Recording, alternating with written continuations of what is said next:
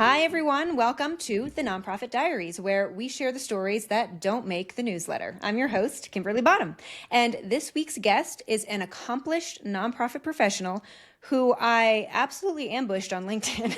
His content about being like an ethical and accountable leader was just so insightful that I reached out to him. I scheduled a call and just point blank asked him to come on the podcast, which I'm so thankful. He's a kind human and he agreed. So everyone, please welcome seasoned educator, thought leader, and the founder and executive director of the Inner Spark Learning Lab, Jacob Adams. Jacob, thank you for being here. What's up, Kimberly? Thank you for the invite. Yeah, I was excited when you reached out, so I'm definitely excited to chat. Well, thank you for being a kind human. I know with LinkedIn sometimes nowadays we're like, is this a robot? And I swear I'm not. Like, I just find cool people online. I'm like, hi, do you want to be my friend? So thank you for being my friend. No, for sure. I definitely had to do a little back end research. Yeah, totally fair. That's fine. You can absolutely do the profile creep. It's expected. I would hope that you do. So anyway, before we jump into your diary entry, I want everybody on the podcast to know all about Inner Spark Learning Lab. So tell me about it. What prompted you to start this incredible nonprofit? Yeah, for sure. So Inner Spark Learning Lab, I like to say our mission is to transform education from the inside out by making schools a place that kids want to be. I feel like fundamentally, schools should be a place where we like to learn at a minimum, let alone, I feel like we should love to learn there. But for most kids right now, like out of all the places they spend a substantial amount of time, like they're the most dissatisfied with school.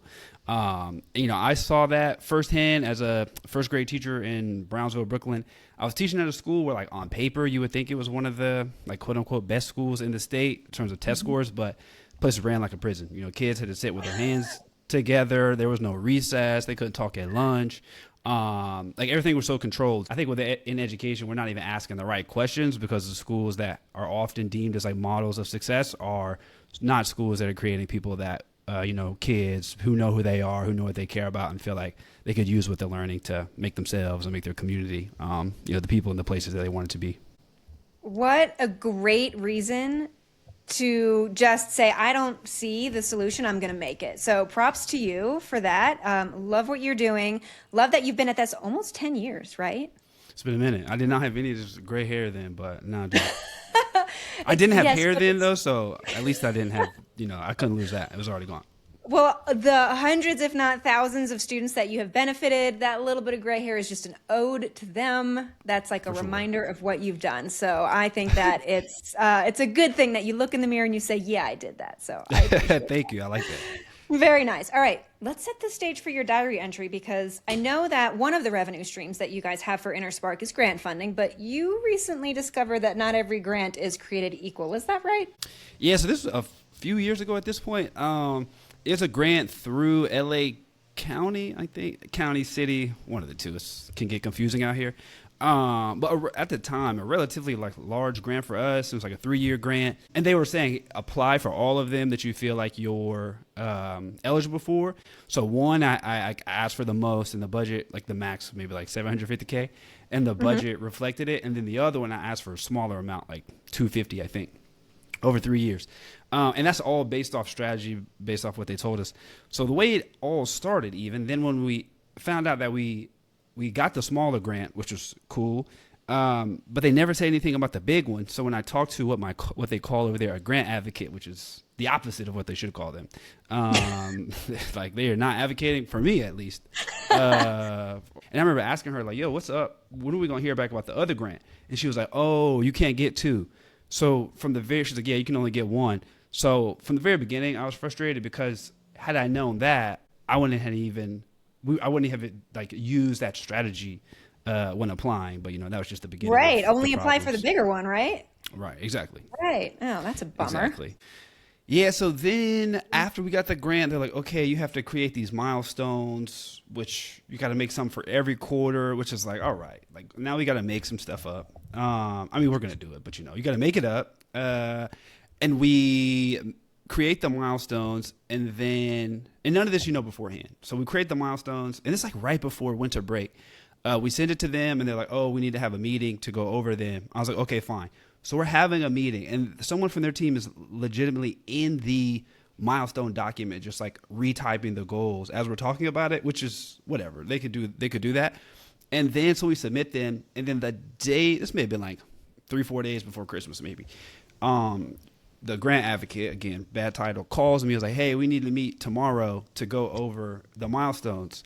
I was like, no, we're not doing that. Like, I'm on break. Y'all don't have to go on break, but I'm not here. So email me whatever feedback y'all have from the document that you typed into, and then I'll look at it and I'll let you know. I'll get back to y'all.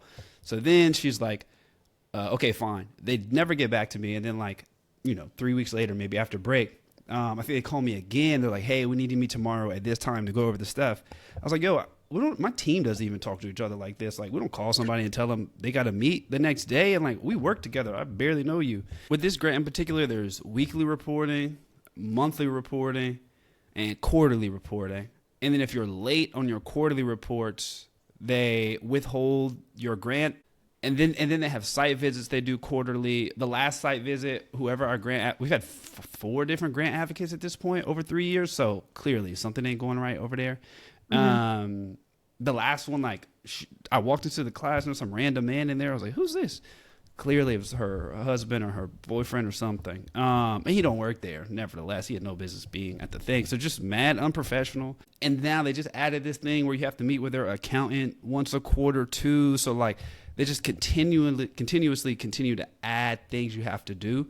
And I thought we were done with the grant. And then these people have been advocating behind the scenes and they extended it. And it was just enough money where we didn't want to say no, but now we have to deal with them for another year.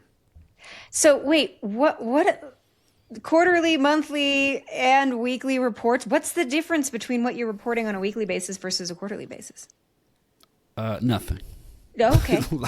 I say that that way because what's changing? We just taught a different lesson. It's the same kids, but nothing is happening in a week. On our end, yes, but the stuff that we have to report to them, it's no different. And this is for less than $500,000. So, we've gotten way larger grants that came with hardly no reporting, whereas this thing is, it's a lot. We're being monitored. So, Jacob, how many employees do you have over there, full-time staffers at InterSpark? 7. Okay, 7 people. Now, for one of your grants, you're expected to spin up reports every week, every month, and every quarter. I feel like all the nonprofit professionals listening to this podcast are going to go I have 15 other hats to wear. Now I've got these reports on top of it. Tell me, if you were the one designing the grant, what would be a reasonable expectation because obviously people, I get it, right? They're giving you money. They want to know what it's spent on. There is a level of accountability. What would make this reasonable? Honestly, if I was a foundation, the way I would set up grant reporting, even from the grant all the way to the reporting, would be way more scientific. It would be less about trying to get people to report back on outcomes, 90% of kids did XYZ or whatever. And more what's your hypothesis for this year? How are you going to test it? What do you want to learn? And then I would structure the grant in a way where the grantees are the reports or the grantees coming together to share what they're learning about their process, about their program, but also about the people that their program impacts. Because I think that is how you create a system where basically you create a system that incentivizes learning and evolving and adapting. And it allows other nonprofits to be able to, and just organizations to be able to share what they're doing, what's working, what's not working, what's going on in the neighborhood, what's going on in the community, as opposed to now where we just give them some percentages and they don't do anything with it. It sounds like your approach, which spoken like a true educator, seems like more of a relationship where the person or the organization providing the funds truly cares about the growth and the impact of that nonprofit. And sometimes just like you said, numbers on a page don't tell that story. Yeah, for sure. Even if attendance was one, if you were saying you're trying to get 90% of kids come to school regularly, and that's all you report back.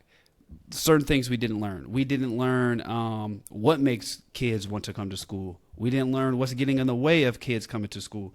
We didn't even learn if not of the 90% of kids that are here, how many of them actually want to be here and like mentally present and not checked out. So, and you could do that for every single outcome, but I feel like the way in which that foundation and most like want us to report back, it's like, it just lacks any level of, it's just not scientific. Like you can't really learn, you can't really take too much from the data, and it just, yeah. And also, like, I feel like you have kind of given us an example that it's okay sometimes to push back. Sometimes maybe we can feel a little bit, maybe bullied is a strong word, right? But like, we're like, oh gosh, I've got this person breathing down my neck and I've got 15 other things to do. It's okay sometimes to call it out and be like, is this necessary? Or like, could you give me a little more time or context? Like, what would your thoughts around like speaking your piece be? Yeah, do that. I do that a lot. I do that a whole lot now because I see like it's such an important part of the work. Like our relationship with philanthropy, it really dictates the work, even what the work is. And so unless enough of us are going to speak out about what we need and what the community is actually saying they want, and what's helpful, what gets in the way, even if we do that, philanthropy might never change. But if we don't do that, they're for sure never going to change. So some of us have to start to speak out and take those risks and stop feeling like, I did that and we're still suffering with these people, but like we're still getting the checks too. Right. And I feel confident speaking up. So, we have more of us have to take on that burden. So I would say, please do that. Right. Stand up, be confident, have the audacity. That's my word for 2026. Right? Embrace the audacity and just do what you need to do. Because again, all the nonprofit professionals listening to this podcast are going to know that like I have enough to do and I know what's valuable, right? Like I know what's going to move the needle for the community and the people that I'm serving. For your kids, that's your priority, not creating reports for the sake of creating reports. So I applaud your audacity. Jacob, keep it up. For sure. Thank you. Yeah. And your point, those people hadn't even seen what you do. How can they tell you what's important or not? Right. Exactly. Well, I appreciate you sharing your story. I appreciate you doing the good work and like speaking up when you feel like, this just isn't something that needs to continue, because the more that we as a community do that, like you said, that's when change happens. So I appreciate you being here today. And for all the nonprofit professionals who are listening out there, here's your reminder to hydrate, practice self-care, and if it helps, please submit your own diary entry by clicking on the link below. We would love to have you on the podcast. Thank you again, Jacob, and we'll see everybody next time. For sure. Thank you, Kimberly.